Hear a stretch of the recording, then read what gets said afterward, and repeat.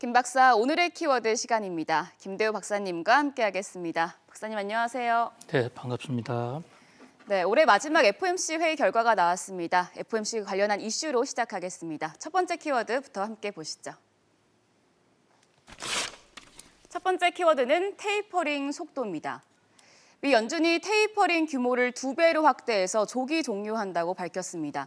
박사님, 일단은 150억 달러였던 걸 300억 달러로 늘리겠다고 했는데 지금 테이퍼링 시간표 구체적으로 어떻게 나왔습니까? 네, 전 세계가 주목했던 FOMC, 그러니까 미국 연방준비제도 이사회의 공개시장위원회, 이 FOMC의 회의 결과가 정책 성명서로 나왔습니다. 자, 정책 성명서의 첫 대목은 역시 예상했던 대로 테이퍼링에 관한 연준의 시간표인데요. 테이퍼링이라는 게 잘 아시는 대로 코로나 팬데믹 상황에서 유동성을 풀어서 채권을 사는 거, 그 속도를 조금 줄이겠다, 이것이 테이퍼링인데요. 자, 지금 그래픽에 보시는 대로 코로나 팬데믹 상황에서 연준이 테이퍼링을 한 양적 완화, 그러니까 채권을 사들이면서 통화량을 푼 금액이 1,200억입니다. 이것을 월별로 이제 계속 줄여가는데요. 테이퍼링은 2021년 11월 달, 지난달부터 시작됐죠. 그래서 그것을 매달 150억, 150억 이렇게 줄이는데 이번에 발표된 새 FOMC 이 테이퍼링 시간표에 따르면 1월, 2월, 3월에 매월 300억 달러씩 줄인다는 것입니다. 그러면 전체 1,200억 달러가 3월 말에 완전히 종료됩니다.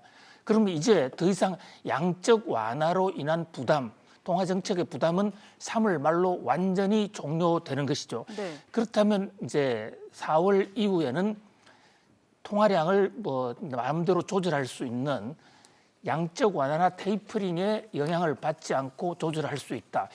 사실 이제 이 대목과 관련해서 과연 이 테이퍼링 속도가 빠르냐 늦으냐에 관한 관점의 차이에 따라서 서로 해석차는 있는데요. 뉴욕 증시에서의 판단 상황을 보면요, 뉴욕 증시는 좀 환호하는 모습인 것 같아요. 수직 상승을 하더라고요. 그렇습니다. 아주 대폭발, 대환호 이렇게 볼 수가 있겠죠. 세간의 예상과는 완전히 달라진 그런 모습인데요. 뉴욕 증시가 시작을 할 때, 밤 11시에 시작을 할 때만 하더라도 하락 출발했습니다. 그러면서 계속 혼조 또는 하락 장세를 계속하다가 연준의 발표가 새벽 4시에 나왔거든요.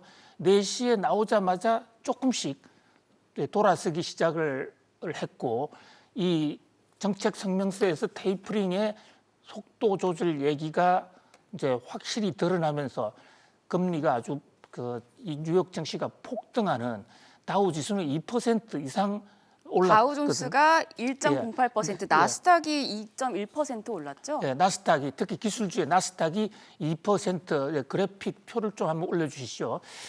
그래서 그런 올라가는 그런 어떤 상황인데, 나스닥 같은 경우에는 시간대별로 이 상황을 보면 정책 성명서 발표 이후에 아주 급속히 오르는 이런 모습을 보였습니다.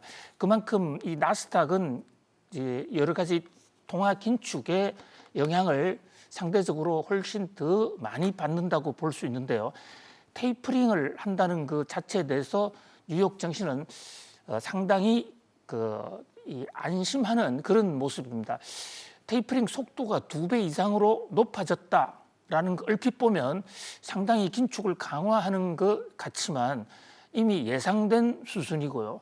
그리고 지금 한국이라든지 호주, 캐나다 같은 곳에서는 테이퍼링을 넘어서 이미 금리 인상을 하고 있는데, 테이퍼링을 내년 3월까지 한다는 얘기는 거꾸로 얘기하면 내년 3월 달까지는 적어도 금리 인상을 하지 않겠다, 이런 얘기가 되는 것이거든요. 테이퍼링과 금리 인상이 무슨 상관관계에 있느냐? 아주 직접적인 상관관계가 있습니다.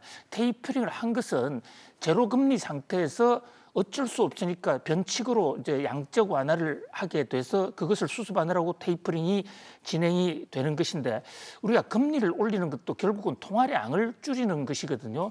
이제 그런 관점에서 볼 때 적어도 뉴욕 증시 입장에서는 3달 이상의 금리 인상까지 가는 시간을 벌었다. 이렇게 판단을 한 것으로 보입니다.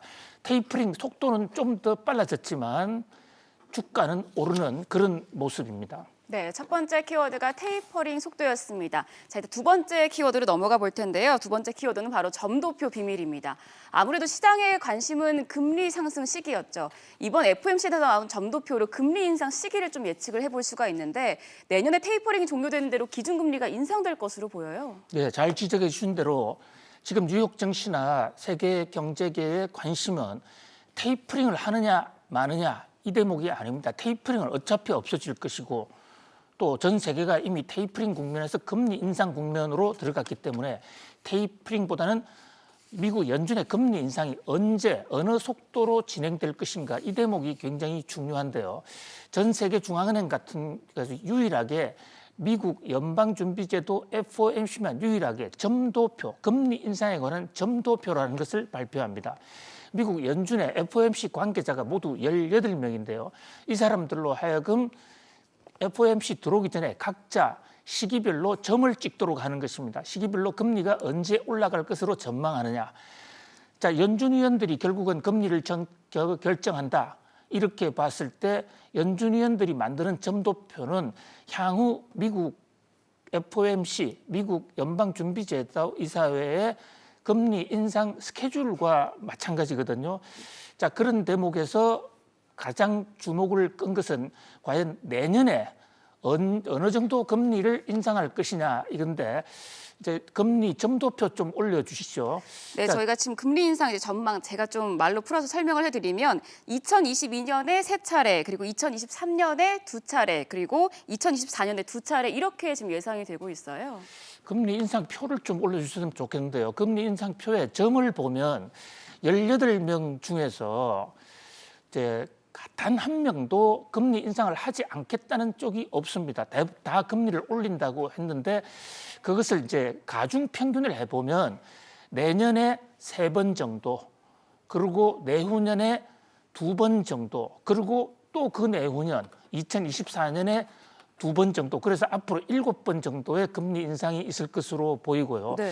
이것을 이것을 다 통틀어서 금리 인상표를 예상을 해보면 점도표상으로 앞으로 약 한 2.2% 내지 3%까지 올라갈 때까지 미국은 단계적으로 금리를 계속 올린다 이렇게 볼 수가 있거든요. 네. 그러나 이 점도표는 어디까지나 각 연준위원들이 개인 전망 예상치에 불과합니다.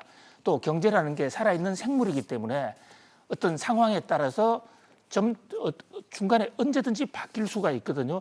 그런 각도에서 볼 때 하나의 점도표는 하나의 추세에 불과하다. 이렇게 판단할 수 있고요. 이 점도표라는 것도 그 궁극적으로 보면 이 점도표라는 것도 결과적으로는 이 크게 신뢰할 수가 없다. 오히려 연준의 그 앞으로의 스케줄 여기에 따라서 결정이 된다 이렇게 볼 수가 있는데요. 이 대목에 대해서도 내년에 금리 3번 정도 올릴 것으로 나타난 이 대목도 그렇게 강경하게 매파적이지 않다 이렇게 볼 수가 있습니다. 네. 자, 일단은 박사님께서 지금 앞전에 FOMC 결과가 나오기 직전에 테이퍼링 속도 그리고 금리 인상 시기와 관련해서 점도표 그리고 파월 의장의 입을 주목해 봐야 된다 이런 말씀을 해주셨는데요. 이제 파월 의장의 발언에 대해서 좀 알아보도록 하겠습니다. 파월 의장이 인플레이션을 막기 위해서 통화 정책 전환을 예고했습니다. 그러면서도 내년 말에는 좀 둔화될 것이다 이런 낙관적인 전망을 내놨어요. 예, 지금 이 연준 FOMC의 관전 포인트 중에서 가장 중요한 게 이 3가지가 있다고 말씀을 여러 차례 올렸는데요. 첫 번째가 이제 테이퍼링 속도, 두 번째 점도표에 나타난 금리 인상, 그다음에 이제 이 정책 성명서가 나온 이후에 제롬 파월의 기자회견인데요. 자, 여러 가지 얘기를 했습니다. 근데 그 중에서도 좀 시장 상황을 판단하는데 도움이 될 만한 3가지 얘기를 한번 꼽아봤는데요. 네. 앞으로 연준은 물가 상승률이 고인플레가 굳어지는 것을 막기 위해서 모든 수단을 사용하겠다. 상당히 원론적인 얘기죠. 자, 그다음에 내년 말까지 연준의 목표치인 2%에 가깝게 내려갈 것이다. 인플레가 일시적이라고 했는데 이것을 내년 말에 정상화된다 이렇게 봤고요. 자, 그다음에 더 많은 양의 정책적 지원을 필요로 하지 않는다. 앞으로 추가적으로 이 경기를 부양하기 위해서 정책 필요 없다. 그다음에 네 번째가 경제 활동인 미국 경제 활동은 왕성한 속도로 팽창하는 중이다. 자, 이 대목을 보더라도 지금 제목은 매파 제롬 파월로 되어 있는데요. 과연 이것이 매파일까요? 우리가 매파냐 비둘기파냐를 가를 때 금리 인상과 긴축 쪽은 매파고 좀 금리를 인하하고 금융 완화 쪽은 비둘기파라고 부르는데 그게 현재 상황에 대해서 어느 정도 매파적이냐 비둘기파적이냐 이것이 중요하거든요. 지금 네. 시중에서는 인플레가 40년 최고 수준으로 올라가는데도 불구하고 파월이 내놓은 이 안은 대단히 이 완만하다. 그러니까 지지난달에 비해서는 매파적으로 변했지만 현재 긴급한 인플레 상황으로 볼 때는 매우 완만한 속도다. 그래서 제롬 파월의 발언이 구체적으로 알려지면서 뉴욕 증시는 더 폭발하고 있는 그런 모습인데요. 물론 주식이라는 게 일희일비할 수는 없는 것입니다. 올랐다가도 내렸다가 할 수도 있는 것인데 적어도 뉴욕 증시의 첫 반응은 이번에 연준 제롬 파월이 새 FOMC 의장으로 인준이 된 이후에 또 여전히 매파가 아닌 비둘기파로 받아들였다 하는 대목이 중요할 것으로 보이고요. 네. 아무튼 이 연준의 이 FOMC 결과가 앞으로 세계 경제에 줄 영향이 매우 주목됩니다. 네, FOMC 결과와 관련해서 세 가지 키워드 알아봤습니다. 이어서 다음 키워드 함께 보시죠. 네 번째 키워드는 주담대 공포입니다. 주담대 변동금리 기준인 코픽스가 역대 최대폭으로 상승했습니다. 조만간 6%대 주담대 금리를 보게 될 것이다. 이런 관측까지 나오고 있어요. 예, 지금 우리나라 얘기인데요. 주택담보대출 금리가 오늘 또 대폭 오릅니다. 우리나라 주택담보대출 금리는 시중은행들의 자금 조달 금리라고 하는 코픽스 금리에다가 은행의 가상금리 이런 것을 더해서 결정을 하는데요. 네. 코픽스 금리가 이제 한 달에 한 번씩 은행연합회가 가중평균을 내서 통보를 해주거든요. 기준이 올라가니까 대출금리는 또 올라갈 가능성이 있죠. 자, 11월 달에 코픽스 금리가 1.55입니다. 올 연초에 대비해 본다면 거의 2배 수준으로 올랐다 이렇게 볼 수가 있고요. 특히 요즘 은행이 대출 장사를 하면서 가상금리도 많이 올렸기 때문에 지금 주담대 금리는 5%를 훌쩍 넘어서 있는 상태거든요. 이런 속도라면 곧 6%가 된다. 이렇게 지금 전망이 나오고 있습니다. 자, 대출금리 6%. 우리 재작년 말로 제로금리 상황이었던 것에 비하면 상당한 부담이 되겠죠. 네. 정부에서 특히 금융위원회가 대출을 중단하고 금지하는 이런 정책들을 펴면서 금리가 빠른 속도로 올라가는데요.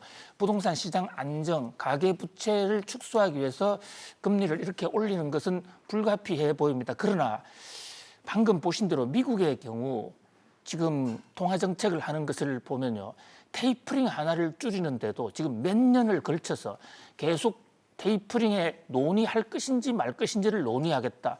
자, 이제는 논의를 시작했다. 또 속도를 조금씩 줄인다. 이래가면서 시장의 충격을 최소화하려는 그런 노력이 아주 매우 눈물겨울 지경이거든요. 그런데 우리는 풀 때는 왕창 돈을 풀었다가 갑자기 이렇게 대출 금리를 올리면 이 과정에서 긴축 발작 현상이 올 수가 있단 말이죠. 그 부담은 올곧이 국민들에게 돌아갈 수 있다. 그런 면에서 우리나라의 통화금융 정책도 좀 더 크게 보고 미리 예고하는 그런 정책 시스템으로서의 전환이 시급하다. 좀 더 세련될 필요가 있다고 보겠습니다. 네, 12월 16일 목요일입니다. 오늘의 마지막 키워드까지 함께 보시죠. 오늘 마지막 키워드는 홍남기 MSCI입니다. 정부가 MSCI 선진국 지수 편입에 적극적인 움직임을 보이고 있습니다. 홍남기 부총리가 정부안 마련을 위해서 직접 나서겠다고 밝혔어요. 예, 홍남기 부총리가 우리나라를 MSCI 선진국 지수에 포함시키자 해서 외신 기자들과의 브리핑까지 했습니다. 아주 팔빠르게 행보를 보이는데요. 취임 내내 가만히 있다가 이제 마지막 임기를 얼마 안 두고 현재 정권 임기가 3달 정도 남았지 않습니까? 이런 MSCI 선진국 지수 편입 행보를 보이는 것에 대해서 세간에서는 일부 여러 가지 설왕설래가 있기도 해요. 민주당 후보인 이재명 대선 후보가 가입을 선진국 지수 편입을 하겠다라고 얘기한 이후에 홍남기 부총리가 뛰는 모습을 너무 이것은 정치적이 아니냐. 그러나 그럼에도 불구하고 뭐 이후에 어쨌든 우리나라가 선진국 지수에 편입하는 것은 주가 상승을 위해서나 한국 경제 선진화를 위해서는 상당히 필요한 그런 대목으로 보입니다. 네. 자, 우리나라가 왜 안 되고 있느냐? 편입의 장애 요소. 현재 역의 환율 시장이 안 돼 있고 관치금융, 외국인 투자 등록제, 공매도 이 네 가지 문제가 꼽히는데 홍남기 부총리는 이 중에서 첫 번째 문제 역의 환율 시장 이것을 개설하겠다. 역의 환율 시장이라고 우리나라가 아닌 다른 곳에 원화 환율을 시세 결정이 되도록 하겠다는 것입니다. 이 대목이 가장 큰 걸림돌이었어요. 그다음에 공매도 규제도 대폭 풀겠다. 그런데 이제 또 하나 최근의 변수가 관치금융인데요. 정부가 금리 하나, 뭐 대출을 하나 이래라 저래라까지 한 것에 대해서도 지금 뉴욕 증시에서는 조금 곱지 않은 눈으로 보고 있다. 그러나 어쨌든 MSCI로 편입되면 우리나라에 외국인 자본이 본격적으로 들어올 수 있고 우리가 본격적으로 자본시장에서도 선진국이 될 수 있다. 그런 면에서 이 MSCI는 뭐 정치적인 당략을 떠나서 우리가 반드시 이루어야 될 과제가 아닌가. 홍남기의 꿈이 꼭 조속히 이루어졌으면 하는 그런 바람입니다. 네, 오늘도 김대우 박사님과 함께 5개 이슈에 대해서 자세히 알아봤습니다. 오늘의 키워드 테이퍼링 속도, 점도표 비밀, 매파 제롬 파월, 주담대 공포, 홍남기 MSCI였습니다.